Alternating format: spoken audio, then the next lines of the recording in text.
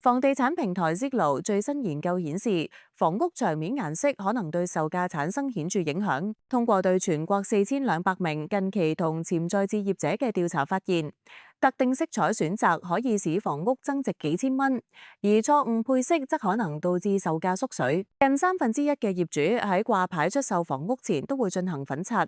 喺色彩偏好方面，近期同潛在置業者更青睞柔和綠色嘅廚房，並且願意為擁有綠色櫥櫃嘅房屋多出1597蚊。此外，置業者更加喜歡海軍藍牆面嘅臥室，呢一個顏色可以使房屋售價提升1815蚊。岩灰色仍然係客廳顏色嘅熱門選擇，可以使房屋售價高出2593蚊。然而，錯誤嘅配色亦都可能導致售價縮水幾千蚊。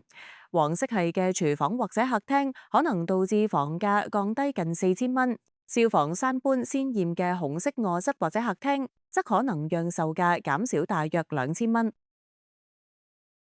天下衛視記者編輯報道。